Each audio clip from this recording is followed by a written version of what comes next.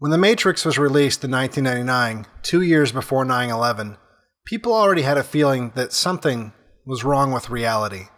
The younger generation was just beginning to see the cracks in the rose-colored glasses worn by the baby boomers. The year 2000 was looming. Talk of Y2K convinced many that global disaster was likely imminent. It was the end of the world as we knew it, but we were supposed to feel fine. Another film this generation would find themselves connecting with that year was Fight Club, a film that warned of systematic feminization of men, a feminization and consumerism that originated from the baby boomers in academia and on Madison Avenue, that had spent decades methodically reducing the men in this country into hapless, inept beta males. Fight Club poked that bear that had been lulled to sleep inside the souls of many young men. Several real fight clubs even flared up all over the country as testosterone-starved men began to question the archetype of the 90s man and the logical conclusion that that road would lead to. And then, on September 11th, 2001, before the culture shift could really make any headway, the country was traumatized by images of death and destruction on a scale never before seen on our soil, broadcast live 24 hours a day, 7 days a week.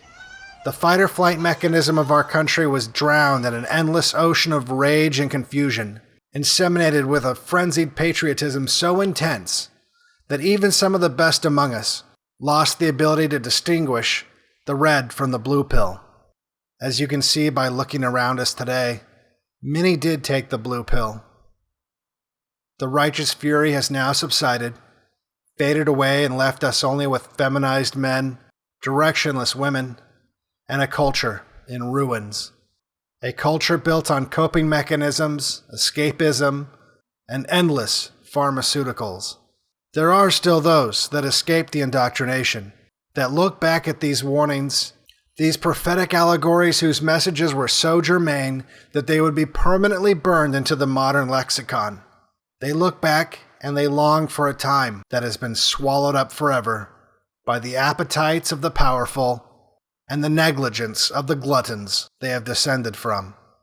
While examining the meaning of these warnings, it should not be forgotten that the most important scenes in these films weren't about the awakening itself. That was inevitable, and simply the beginning, the first act. That part of the story is coming to a close. It's what happens next that will define these new generations that have been burdened with the aftermath of their mothers and fathers' inaction, indecision, or delusion. Endless injustices for which there are very few antidotes. These young men are now grown up. The torch is being wrestled from the grip of the baby boomers. The summer of love that exists only in their increasingly senile minds has been exposed for the reckless naivete and hedonism it really was. The lack of discipline and the drug-fueled devouring and bastardization of our culture at the hands of these people may finally come to an end. The power threatened by those that have resisted the programming. But they are not the only contenders determined to shape the future. There are also legions of blue-pilled counterparts, slaves who do not wish to be freed. Or to quote The Matrix is a system. That system is our enemy. But when you're inside, you look around, what do you see? Businessmen, teachers, lawyers, carpenters, the very minds of the people we are trying to save.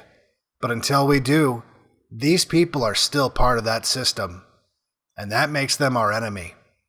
You have to understand, most of these people are not ready to be unplugged, and many of them are so inert, so hopelessly dependent on the system, they will fight to protect it. For BlackPilled, I'm Devin Stack. If you like my content, make sure you like and subscribe. Click the notification bell. You can donate on patreon.com/BlackPilled or donate to the crypto addresses below.